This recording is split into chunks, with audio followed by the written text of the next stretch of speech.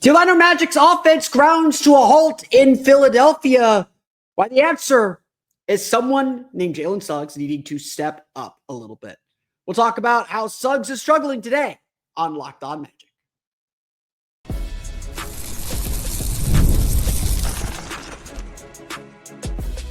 You are Locked On Magic, your daily Orlando Magic podcast, part of the Locked On Podcast Network, your team every day.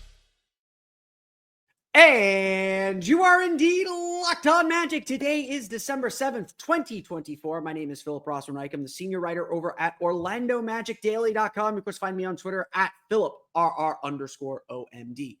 On today's episode of Locked On Magic, the Orlando Magic fall to the Philadelphia 76ers. Why the answer to for the Magic is not Franz Wagner.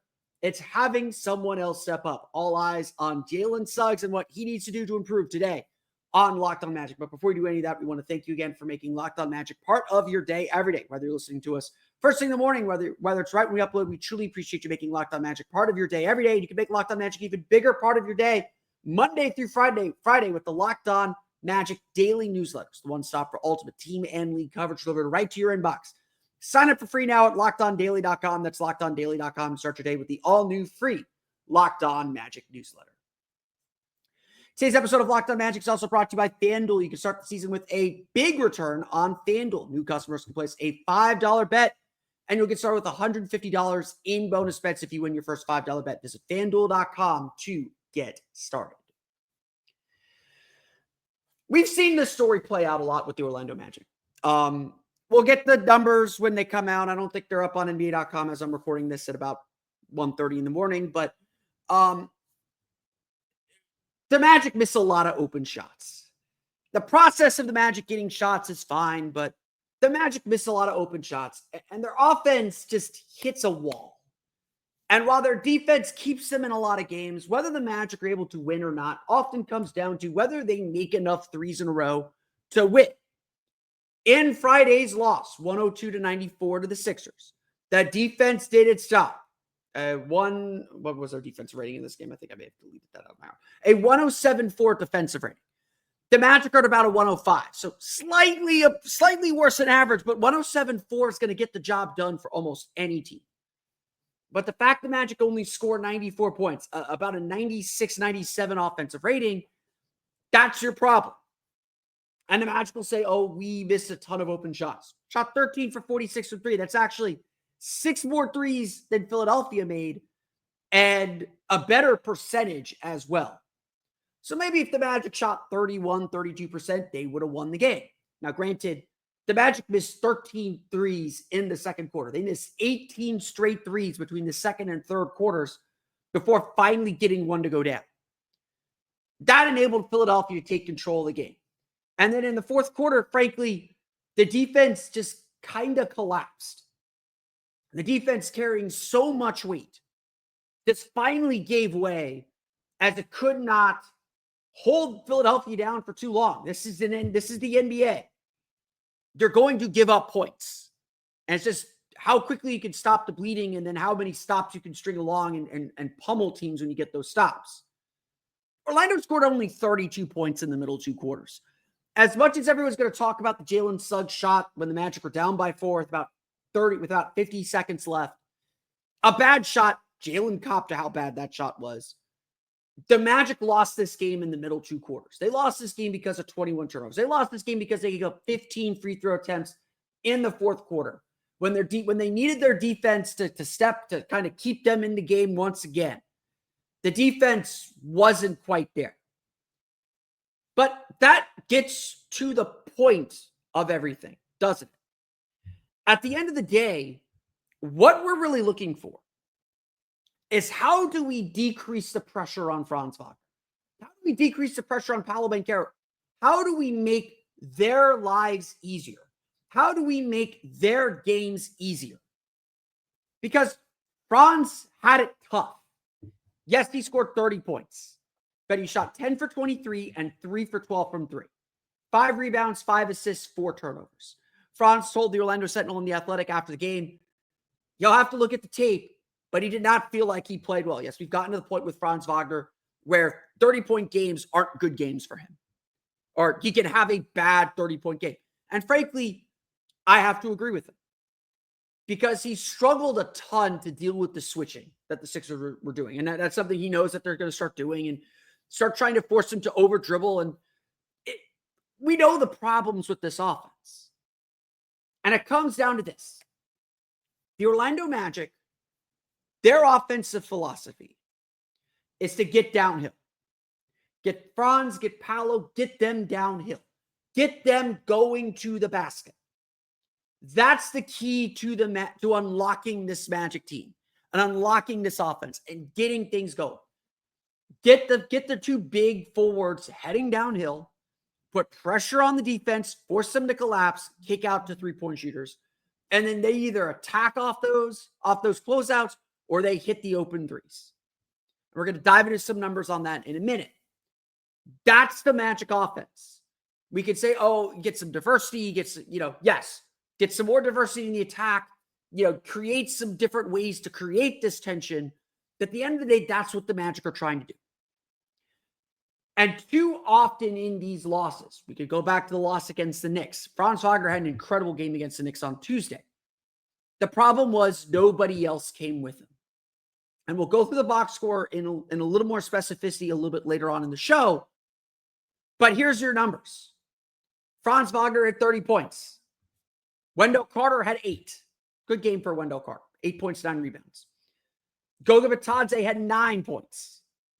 Kentavious Caldwell-Pope was 1 for 7 and 0 for 5 from 3. Only 2 points. Jalen Suggs at 22. We're going to talk very specifically about Jalen here in a minute. 22 points, 15 of them in the fourth quarter. Anthony Black failed to score. Jett Howard had 5 points as the Magic tried to find the spark with Jonathan Isaac out. Mo Wagner, a solid 12 points, 9 rebounds, but again, coming off the bench.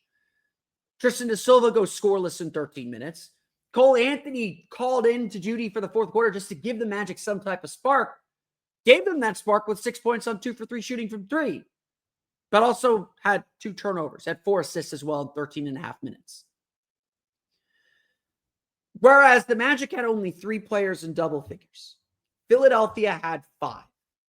And Andre Drummond had 11 rebounds to go with 7 points. Added 4 steals for good measure to boost the Sixers. At the end of the day, what the Sixers had that the Magic didn't in this game was different guys who could attack. And look, I am not breaking any news by telling you the reason the Magic lost on Friday is Franz had to do a lot. And I'm not breaking news by telling you that the Magic struggle when Jalen Suggs and Anthony Black don't play well. And that the Magic struggle especially to create offensively when Franz is out of the game. We all know this. It's not a secret. The Magic need a second attacker. And Paolo Banchero is obviously sitting on the bench, injured, waiting for him to come back. He's going to fix a lot of problems. But that does not change the math. That does not change the reality. And as trade season gets ready to begin in 1 week from Sunday, trade season officially opens. The Magic aren't doing anything till February, so we got 2 months to start figuring this stuff out. The Magic needs someone else who can create tension in the defense. If for anything else, is it makes Franz's job easier. It allows Franz Wagner to take a break, to catch his breath. And I want to mention the fatigue of this game because I don't think we can avoid it at this point. The Magic struggle to create that tension. And it's seen because I say this all the time, win the paint, win the game. The Magic lost the paint 56-34. They were 17 for 26 with paint. It wasn't that they were missing shots in the paint. They didn't get shots in the paint. And that's a credit to the Philadelphia 76ers. They had a great defensive game plan. Andre Drummond and Gershon Yabusele take up a lot of space in the paint because the Magic couldn't stretch them out to the three-point line. The lanes were closed. Sixers switched almost everything, especially in the fourth quarter. They switched everything to try and bottle up Franz Wagner, and it worked. Franz was not able to get downhill as effectively as he's been able to in previous games, and the Magic, frankly, just have nowhere else to turn to get paint touches. And that's how you end up taking 46 threes. I didn't hate a lot of the looks the Magic took. But yes, it comes to a certain point where you probably shouldn't be taking those threes anymore. It comes to a certain point where you probably need to try and find a way in the interior. And that goes to Jamal Mosley. I think he needs to do different things, find different ways to get Franz the ball, set Wendell Carter up with a post up. They were, like I screamed about this Wednesday internally about the Sixers switching and the Magic not victimizing Tyrese Maxey on the block or Jared McCain on the block. The Magic went matchup hunting on Jared McCain a lot. I'm usually not a fan of hunting matchups like that. But the Magic have no other way right now to get in the paint. And look, that is on Mosley to try and create movement, to try and create tension in the defense, to make the defense make decisions. That's ultimately what you're trying to do, to have them make the wrong decision. And obviously, this problem, this item, falls on Jalen Suggs. Because Jalen Suggs has not quite been the creator that the Magic need him to be. And I feel like it's important to point out these stats and point out these numbers. So let's talk about Jalen Suggs, because frankly, no player has been more negatively impacted by Paolo Banchero's absence than Jalen Suggs. And I want to reveal why coming up here in just a moment.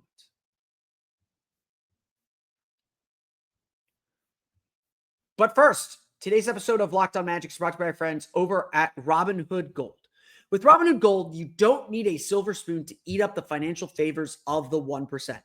Robinhood Gold allows others to get the rates and perks usually reserved for the high society. Now the resourceful individual with Robinhood Gold can earn the very liberal rate of 4.25% APY on uninvested cash and be rewarded with a handsome 3% retirement boost on IRA account contributions. Robinhood Gold provides the privileges of a high net worth for any net worth. These generous benefits are now available for only $5 a month. The new gold standard is here with Robinhood Gold. Sign up at Robinhood.com/gold. Terms apply for product-specific disclosures. Visit Robinhood.com/gold. Investing involves risk. Rates may change. Gold membership is offered by Robinhood Gold, LLC.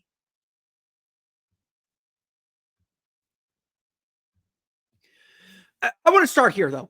We're going to dive into Jalen Suggs' numbers. It's not just on Jalen Suggs. I think that should be abundantly clear. But as like a core player, as the de facto point guard, undoubtedly this is one of the areas that we know the Magic are weak at. It was something that the Magic took a little bit of a risk on, to say, we're going to put the ball in Franz and Paolo's hands. They'll essentially be our point guards. And we trust Jalen Suggs to be a defender. This is the risk that they ran. Paolo goes out. Now Jalen Suggs is kind of pushed back into this role. And Jalen Suggs very much looks like rookie Jalen Suggs again. And if you remember his rookie year, it was him playing a little too fast, sometimes a little too recklessly, sometimes hunting for his own shot when it's not there. A lot of turnovers in those early years. And look, Suggs has gotten better. He is better now than he was in this role during his rookie year. But obviously, he's not fourth-year player at this level. And fourth-year player doing this. And, the Magic have to, I think everyone needs to, maintain some perspective, be patient with this. And, again, see how he looks when Paolo gets back. I think that's big, and I'll explain why in a minute here. But allow him to grow and make mistakes. At the end of the day, the Magic are still winning.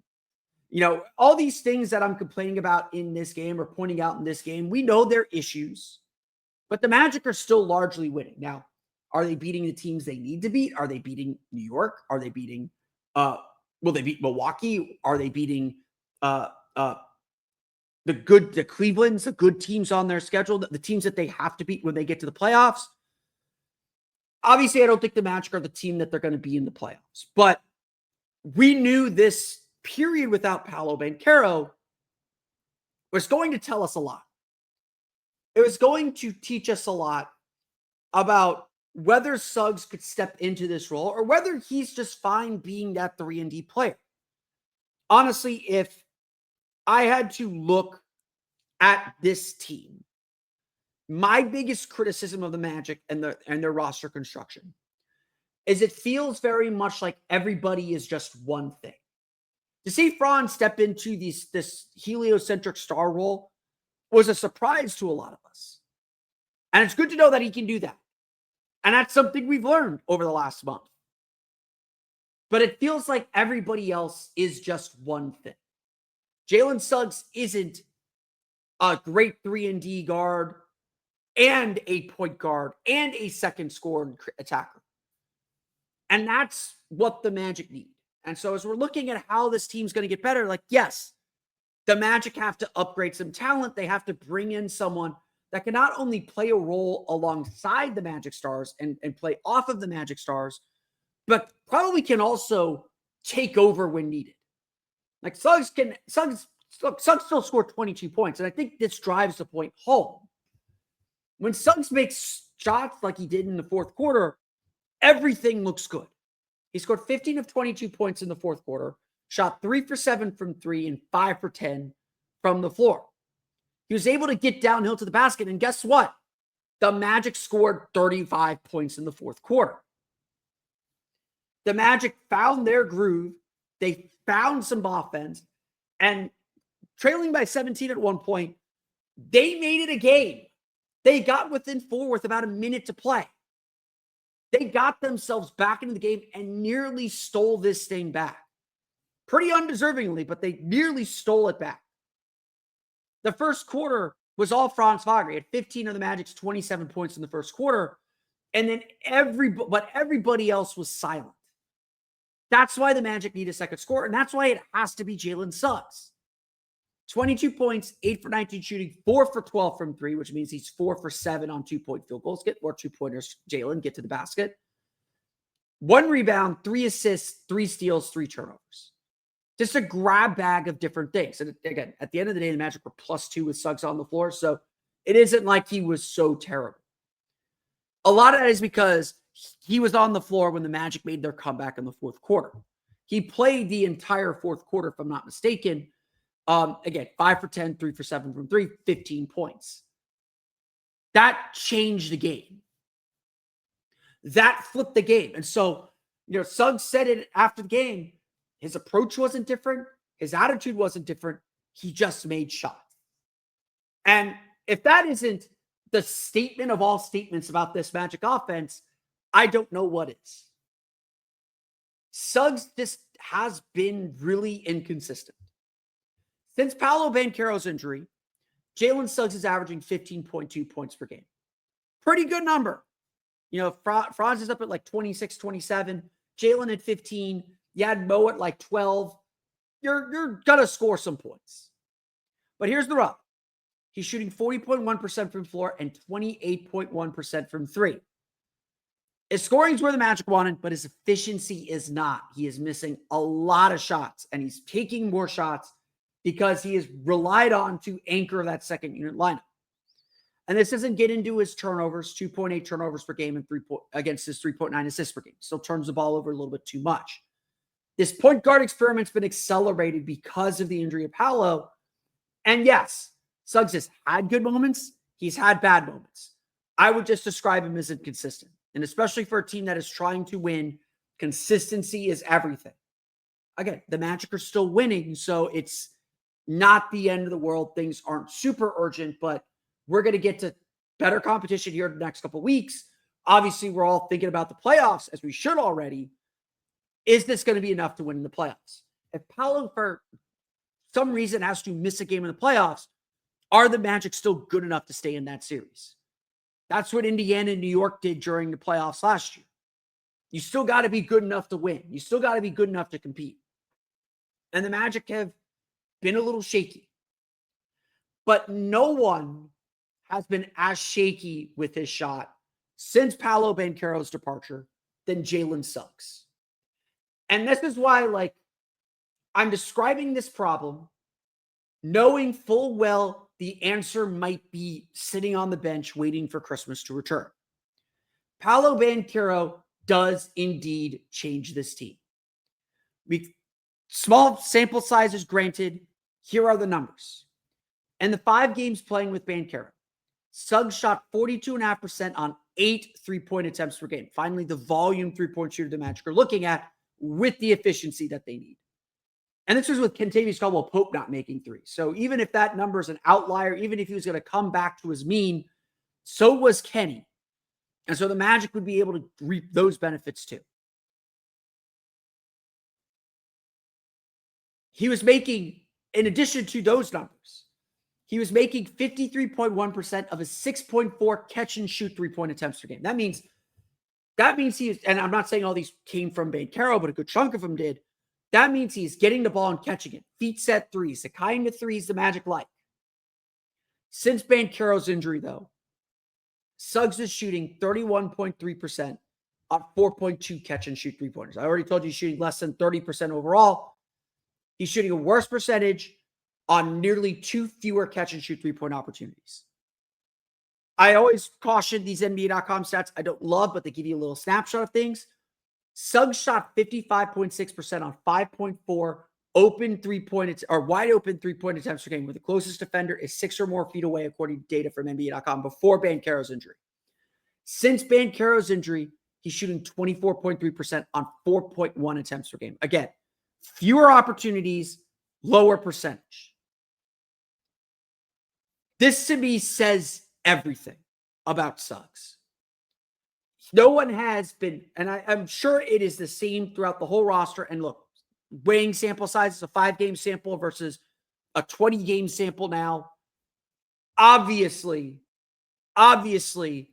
very, very likely, very realistic that Suggs was going to shoot 50 or shoot 40% from 3, 42% from 3 the whole season. He's probably going to settle in at 34, 35, 36%, somewhere in there. But the quality of his 3-point shots has undeniably gone down. And some of that is, yes, because he has to kind of guide this team a little bit more. The Magic's most used bench lineup with Jalen Suggs, which obviously wasn't used in this game because Jonathan Isaac was out, has a minus 4.5 net rating with an 83 offensive rating in 41 minutes together. That's Anthony Black, Jalen Suggs, Gary Harris, Jonathan Isaac, Mo Wagner. That lineup with Jet Howard in for Gary Harris has a minus 16.8 net rating with 86.8 offensive rating. While the Magic are able to maintain their defense, the most used lineups where Suggs is the guy, where Suggs is the main creator, struggle to score. And that, frankly, might be the biggest, I don't want to say indictment, but that might be the biggest thing that we take away from this whole experiment, from this whole period of the Magic season. The Magic need Jalen Suggs to be a creator, and he just might not be. And if that's the case, then yes, the Magic need to trade in, acquire a third player that could play off of Paolo and Franz and create. Whether that's Anthony Simons, whether that's Colin Sexton, whether that's Malcolm Brogdon, whether that's Dennis Schroeder, whoever your favorite trade target is, the Magic need to find that guy if this experiment's going to continue to go this way. And again, if that's what we've learned while Paolo's out, that's valuable information. Again, the Magic are still winning. Learn lessons while winning. That's good. But this is something that is going to come to a head pretty soon, especially as the Magic start to get more serious about winning. That doesn't mean the Magic don't have a use for Jalen Suggs. He might be an elite 3-and-D player. He is an elite defender. He's super important to this culture. He's worth every penny the Magic are going to pay him when his contract kicks in next year. But the Magic might need something else within the roster. At least coming off the bench. It doesn't have to be a starter. Just someone coming off the bench who can create and help ease the burden off of everybody. And like I said, Paolo's going to fix a lot of this. Because Paolo can anchor a starting unit. Franz can anchor the bench unit like they were before the injury. Jalen Suggs just hasn't stepped up into that role. Gone through a lot of the box score, so we'll talk a little bit more about this game, but also mention the excuse that we do have to acknowledge. We'll get to that coming up here in just a moment. But first, today's episode of Locked On Magic is brought to you by our friends over at FanDuel. Get ready to tackle the NFL action with FanDuel, America's #1 sportsbook, because right now, new customers get it $5 and get $150 in bonus bets if you win. The FanDuel Sportsbook app gives you everything you need to place live bets on the NFL all in one place. So when you get a hunch in the middle of the game, you can check out the latest stats, view live play-by-play, and so much more on the same page where you place your bets. We've been monitoring a lot of things in the NBA this week as the Orlando Magic get ready for NBA Cup play. The line's still set at Bucks by 5 in their matchup in the NBA Cup. NBA Cup tournament MVP Franz Wagner's odds have fallen, but he's still plus 1,000. 10-1 odds on, I believe that's 10-1. I believe that's 10-1. 10-1 odds to win the MVP of the NBA Cup. The Magic's NBA Finals odds, the odds to win the championship, have gone up to plus 3,500, 35-1 on those odds. And the odds for the Magic to win the Eastern Conference are not listed there. So I'm going to click over here. The odds for the Magic to win the Eastern Conference also at plus 1,000. So Magic starting to climb those ranks just a little bit more. You can bet on great NFL action and NCAA action today too. Just visit FanDuel.com to join today. You'll get started with $150 in bonus bets if you win your first $5 bet. That's FanDuel.com. Never waste a hunch and make every moment more with FanDuel, an official sportsbook partner of the NFL.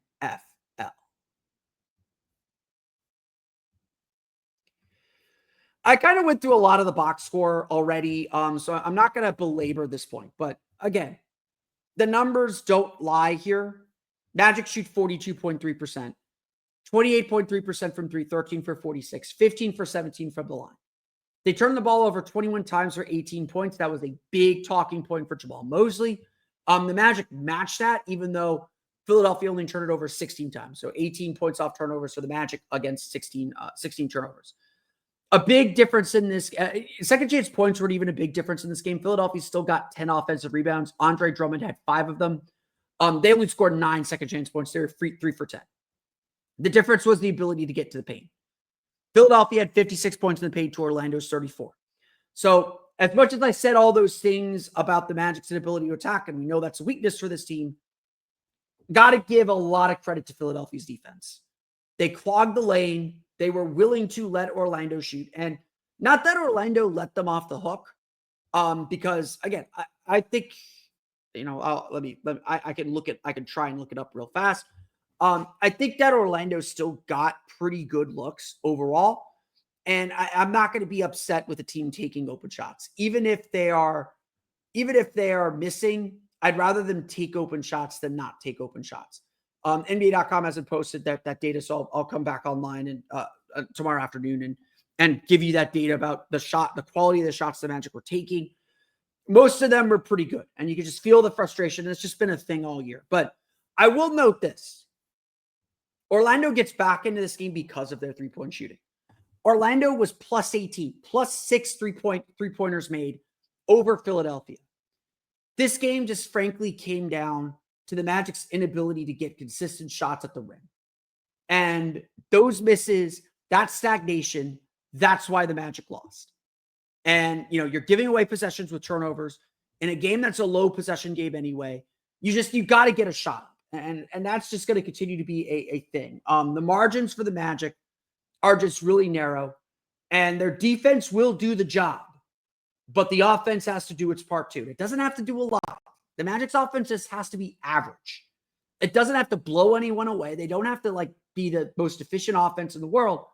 They just have to be average, because statistically, most teams win this game defensively.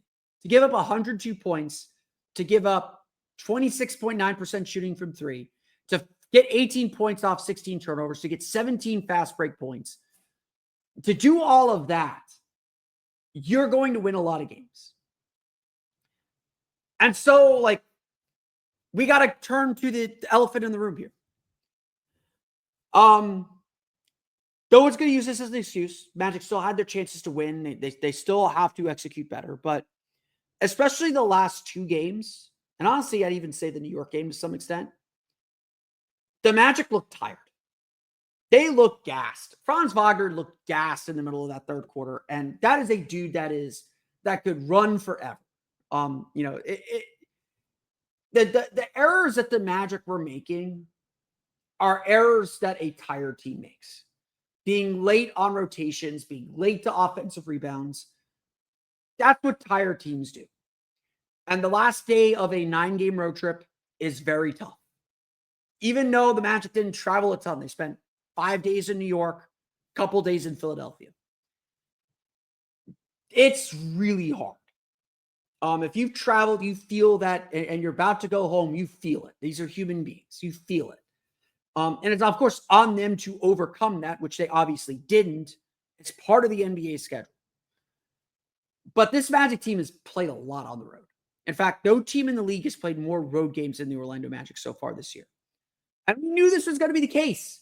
When the schedule came out, we saw 16 of the first 25 games on the road. We saw that. And the Magic are coming to the end of that stretch, and it's going to be at least 17 of the next 27, 17 of the first 27, probably 18 of the first 28, assuming the Knicks beat the Hawks. The Magic have been on the road a lot. And guys are starting to joke about it in press conferences. They know it too. And so while I point out all these things that we know are big issues, are global issues, games where you're tired highlights your weaknesses. It's harder to cover up your weaknesses when you're exhausted like this Magic team is. And look, they're exhausted. They've been traveling a lot. I don't think they've had 2 days off between games in a while. Let me stall and look that up on the schedule here real fast. It's been a while since the Magic had 2 days off between games. I'm going to double check this. 30. Sorry, I'm going to go quiet. They haven't had 2 days off between games since before the West Coast trip on November 18th. They played November 15th against the Sixers, played November 18th in Phoenix. They're not going to get 2 days off between games again until after the NBA Cup game, when they'll play either Saturday or Sunday. That's a lot. And I know these guys are paid a lot to do this. It's a reality of the league. Everybody knows these things happen. You play a road-heavy stretch of your schedule, and that's a tough part of your schedule. Well, here's the good news. The Magic are through the tough part of that schedule. And while the homestand coming up is not easy, as I mentioned yesterday, a lot of very good opponents coming to the Kia Center over the next couple of weeks, the Magic will be home. And they are a different team inside the Kia Center. That when you're home, you have access to your facilities. You have access to your bed, your family, everybody at home. You don't have to travel. Teams are coming to you on rest disadvantages at that point. Take, for instance, Sunday's game. The Phoenix Suns play Saturday, 8 o'clock in Miami. Fly to Orlando after that game to play a 6:30 game against the Magic. Now, we expect Miami to be physical with them. We know that team and that team and that culture. To play the Magic on a back-to-back anyways is tough. To play the Magic on a back-to-back less than 24 hours after your previous tip-off, that is what we call a schedule loss for the Suns. That is a schedule loss. Just like the first game Phoenix played was sort of a schedule loss when they had to play a back-to-back from Minneapolis to Phoenix. The Suns are going to be tired, and the Magic need to pounce on them. Just like they need to pounce on every single team that travels, that's taking long road trips to Orlando over the next 3 weeks. And yeah, Paolo Banchero is probably going to come back during this homestand too, because the Magic are home after the NBA Cup games end. Whether the Magic play Saturday in Vegas, Sunday in Atlanta, or Sunday at home versus New York. The Magic do not leave Orlando after this week until the beginning of the new year. That's going to be a chance to rebuild some things, a chance to get some practice time in. They're not going to win all those games. The Magic are going to suffer their first home loss at some point. But it's going to relieve some of this pressure that they're feeling. This team is tired. It happens in the league. It happened to the 73-win Warriors. It happens to everybody. You have to find a way to fight through it. I'm not making that excuse for them, but it explains why shots went short. Explains why they were missing a lot of shots short. It explains why they were late and fouling a lot in the fourth quarter. They were ready to come home. They were ready to get this breather. They were just ready. And this week, while the NBA Cup is really, really important, and like Tuesday's game is going to be very, very difficult for them because Milwaukee's playing very well right now. The Magic obviously need a chance to reset. And even if they get just 2 days at home, that's going to be a chance to reset a little bit and regain their legs and regain some composure and find themselves again. So I'm not panicking. The kind of good times are over. That win streak is, probably done with. The Magic have to kind of find something again. They have to kind of rediscover themselves again, which that happens during an 82-game season. I'm sorry. You don't just come out playing perfect every game. They'll find themselves again, and then we'll continue to go through the season. But the Magic are right where they want to be positionally. They're right. They're still 16-8. They're doing, or 16-9 now. They're in a really good spot where they want to be. We could complain about all these things. We could complain about what the Magic don't have, but the Magic still have a lot to work with and can cover up a lot of their mistakes because of how good this team is. I just want to reiterate that fact. But that's going to do it for me. I want to thank you all again for listening to today's episode of Locked On Magic. Of course, find me on Twitter at @PhilipRR_OMD. Subscribe to the podcast at Apple Podcasts, Stitcher, TuneIn, Himalaya, Google Play, Spotify, Odyssey, and all of them sell podcasts to your podcast-enabled listening device. For the latest on the Orlando Magic, be sure to check out OrlandoMagicDaily.com. You can find us on Twitter at @OMagicDaily. And for even more content, Orlando Magic content, be sure to check out my Patreon page, your Orlando Magic Hub, at patreon.com/Orlando Magic Hub. I'll be filing a lot of my stuff from my trip to Milwaukee on that website. You can get, I get my 3 takeaways the morning after the game or the afternoon after the games. And my Orlando Magic Daily article publishes first on my Patreon page as well. So if you want early access to those, right after I'm done writing them, usually around midnight on game days, you can check them out there as well. Plus, I do video reviews. I do a lot of stuff on my Patreon page. So definitely check it out. And always send me suggestions for what you're looking for from that page as well. As if that's not enough, Monday through Friday, you can also check out the Locked On Magic daily newsletter, the one-stop for ultimate team and league coverage delivered right to your inbox. Sign up for free now at LockedOnDaily.com. That's LockedOnDaily.com. And start your day with the all-new free Locked On Magic newsletter. But that's going to do it for me today. I want to thank you all again for listening to today's episode of Locked On Magic. For Orlando Magic Daily and Locked On Magic, this has been Phil Rossman. Have a great weekend. We'll see you Monday for the Orlando Magic to talk about the Magic's game against the Phoenix Suns. Until then, for Orlando Magic Daily and Locked On Magic, this has been Phil Rossman. We'll see you all again next time for another episode of Locked On Magic.